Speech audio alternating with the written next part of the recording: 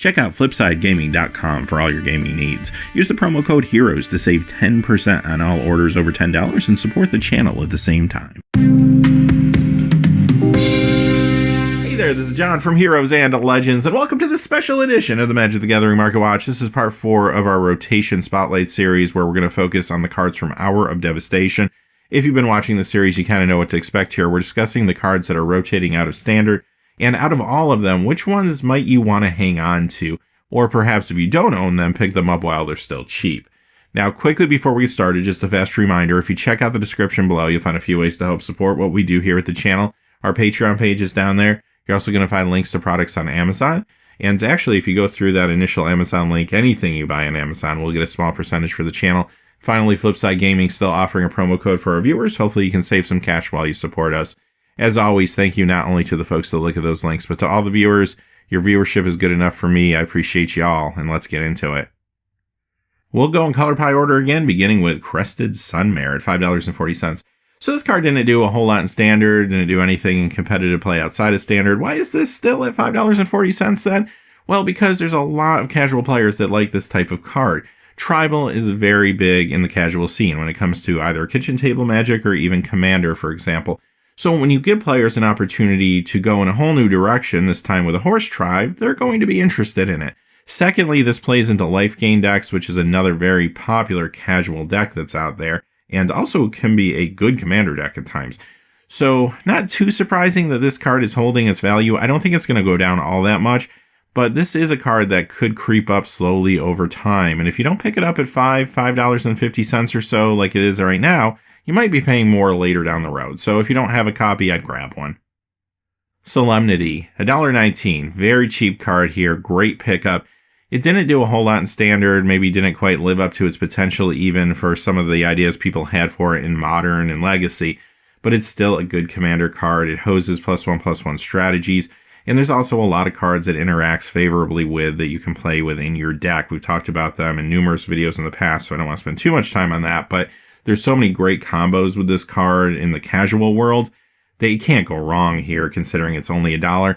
And who knows, as time goes on and more cards enter the Modern format, this might get better there too. Fraying Sanity, $2.69. Another deck that's popular among a certain group of players is the Mill deck. And as a matter of fact, there is a Modern Mill deck that every once in a while can surprise you and put up a good result.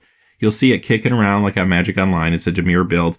Recently, that build has started incorporating a couple copies of this in the main, and it's actually gotten better for it. So it has drawn more people's attention to that particular deck. It's not a tier 1 deck yet. Who knows if it ever will be. It could be, though, as more cards enter the format, but it probably will be a while. But with that being said, there's definitely some focus on this card. If you can grab these for like $1 or $2, I would do it. Nimble Obstructionist, $3.50. Another card that's been hot recently, so don't expect it to go down anytime soon. But the Wizard decks in Modern right now, those Izzet Wizard decks, are running sometimes up to 4 copies of this. Very effective there. So this is a card that didn't do a whole lot in Standard during its time, but is starting to make up for it now with its Modern play. Bantu's Last Reckoning, $2.28. This is a card that's seeing more and more Modern play. Not always in the top tier decks, but a lot of the middle tier decks out of the sideboard usually is like a 2, maybe 3 of. One of the more popular decks that will run this is Ad Nauseam, but you'll find this in that Mill deck, for example, I just mentioned. You'll also see it show up a lot of times like Grishelbrand, 8-Rack. So there's a lot of people looking at this card seriously in Modern, and considering it's only $2, I think it's a pretty good pickup. Now, the card itself, even though it looks like a 3-mana board sweep, it doesn't always work out that way, but being able to sweep the board for just 3 mana is pretty impressive, even though you do tempo yourself a little bit potentially. But if you go to the world of Commander, where you have a lot of mana rocks and all that extra mana that's accessible to you from time to time, that drawback doesn't mean a whole lot there. So there is interest in the casual market as well. I think this one's a steal, really, for $2.28 right now. Reziketh the Foul-Blooded, $7.54. Now, this card didn't live up to a lot of people's expectations in Standard, but it's still a very powerful card and has another big price tag attached to it. So why is that? Well, of course, it's Commander. This card is fantastic in Commander. It's the real deal there, no doubt. This is a card that's not going to go down a whole lot in the coming weeks because the price point is being propped up by Commander players. And over time, this will definitely go up. This is one of those cards you'll forget about, check in on it a year or two later, and it's like a $20 card. So you definitely want to pick these up while they're still affordable. Torment of Hellfire, $5.47. This is one of those cards that there were certain people that had pretty lofty expectations for it when it came out initially. For maybe Modern Burn or even Legacy Burn, they're talking about a lot of things that it could potentially do in Standard. Unfortunately, it didn't really pan out.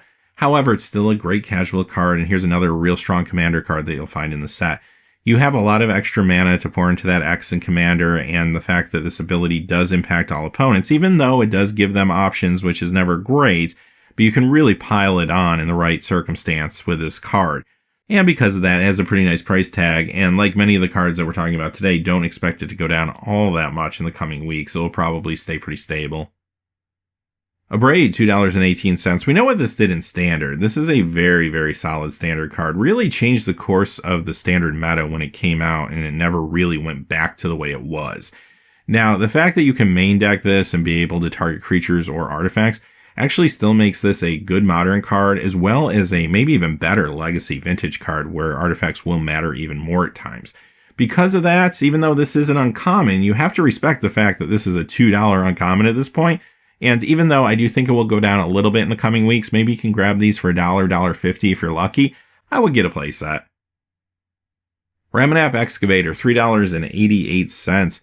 So on the surface, this is a card that is a nice budget option to Crucible of Worlds, but in its own right, this thing has seen play in a few different decks, not only in Standard during its time, but also Modern and Legacy, and even Vintage. So again, it's a cheap card right now. It will probably come down a little bit more in the coming weeks. Maybe you can grab these for about $3, but again, I would get a playset. I do think this is one of those cards that has potential to do better down the road as more cards enter the Modern and even Legacy formats potentially. The Locust God, $6.49. Hour of Devastation really was a strong Commander set, the strongest out of the four that we've looked at over the past week or so. This is another card that maybe didn't live up to some of the hype in the world of Standard, but is fantastic in Commander and will be a build-around card for many, many years to come. This is another one that if you sleep on it, you'll turn around one day and it will be like $20, $25 or something like that. The Scarab God, $16.10. Okay, we know what this thing does in Standard. Fantastic card. And I wouldn't spend $16 for it, though, at this point, because I'm a little concerned about its price point over the next few weeks. It had a great Standard meta. It's always been good, but it had kind of a renaissance ever since Magic 2019 came out, and those mid-range decks were doing better. And because of that, the price didn't drop as quickly as maybe some of the other cards over the last few weeks. So give it a little more time. I think you'll be able to grab these for $10, $12 very, very soon. That's a better price point. And the reason it's going to hold value is because of Commander. It didn't really do a whole lot in Modern or Legacy or Vintage, never found its foothold there, and maybe it never will. But honestly, Commander, it's another strong card, much like the Locust God that we just looked at. So I do think this will go down over the next few weeks, but after rotation is over, it will slowly creep up again over time. Nicol Bolas God Pharaoh, $6.99. This card could just simply say Nicol Bolas God Pharaoh with a picture of him standing there looking angry at you and have a casting cost and nothing else, and I would have said pick it up because there is such a fan base around this character that it doesn't matter what the card does, there's going to be players that want it and will play with it. So $7, this is another one that's not going to go down a whole lot over the next couple weeks. That's just going to be the price point. It is a good card, though, for casual play and Commander play, definitely. I would compare this to the original Nicol Bolas Planeswalker in a lot of ways. It was a card that was a little expensive to cast, but very powerful when it did get out there. And even though you couldn't always find a way to play it in like Standard at the time or Modern, Legacy, and such, it's still awesome on the kitchen table, still awesome in Commander games when it does come out, makes for some big moments. And because of that, there'll always be some value attached to this card. So if you can grab these for $7 and you still need them, probably not a bad deal. Holo One at $1.76. A lot of people were surprised this didn't spike when the Holo One Modern deck hit the scene.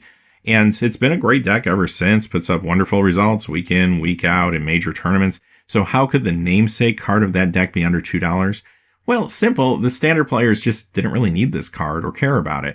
And this is a Standard product. A lot of packs are being opened. This is a rare, not a mythic. There's just a lot of quantity out there. So in Standard, when a card's popular, there's a lot more players that are trying to get it, partially because the amount of cards you can play in Standard is a lot smaller. So a popular or hot card that's doing well is going to have a lot more demand on it. Modern, you could have a lot of players playing Holo One, but there's so many other decks you can play in Modern, so many other cards you could play, that it doesn't put the same strain on the supply of the card that you would see if this became a really, really hot standard card, for example. So because of that, the card never really shot up all that much, but as time goes on and they start to disappear, you will see this creep up over time, as long as that Holo One deck can still stay relevant, which I think it will. I don't think there's going to be any issue there. So if you can grab these for $1 or $2 as the moral of the story, I would do it.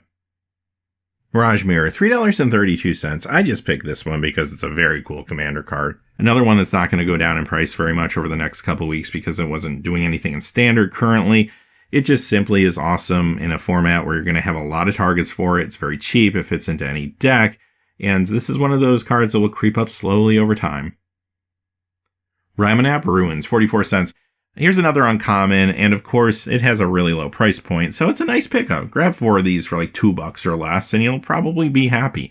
It's a card that is actually very relevant for play in some of the casual formats, but also, this has seen a tad bit of modern play, like in Mono Red Prison decks, and I think that could increase over time. So, especially as things in Modern evolve and change and more cards come in, I wouldn't be surprised if there's moments where this card becomes very relevant in the format. So, this is one that you just want to have in your collection, have a play set ready to go if you need it.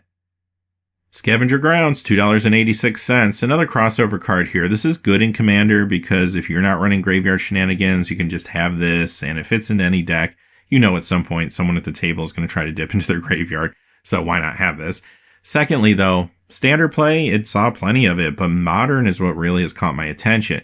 The card has seen play in a number of Modern decks, sometimes out of the sideboard, sometimes in the main if the mana base can support it, and it's a land that hoses graveyard mechanics, which is pretty important because it doesn't allow your opponent to counter it like many of the other spells when it's coming into play. And also, as long as you have the mana available, you can activate it relatively quickly and be on your way. So it is a good defense against Dredge decks or even the new Vengevine deck to some degree, even though that deck is very, very fast. So ultimately, I do think this will continue to see Modern play, at least in some frequency going forward. All right, with that being said, that wraps up our rotation spotlight. I hope you found this series helpful. Basically, I wanted to showcase the cards that were my picks for things you might want to hang on to so you don't make any bad deals. Or hopefully, if you don't have these cards, you can pick them up while they're still cheap enough to pick up and they don't start going up in price. So I hope you found this helpful. I really wanted to do this one for the community. Now, I realized I didn't talk about all of the good cards in the set today. This was actually a pretty stacked set. So let me know in the comments below some of the ones that we didn't discuss that you're planning on picking up and why. But until next time, hey, thanks for watching. Please remember to like and subscribe and have a great day. Hey, thanks for watching. This video is made possible by the generous support of viewers like you on Patreon. Check out the description below for links to our Patreon page as well as our Amazon affiliate store, where a small percentage of all sales will also help support the channel. Finally, if you haven't had a chance yet to subscribe, hit that subscribe button so you don't miss any new videos on Heroes and Legends. Talk to you again soon, and have a great day.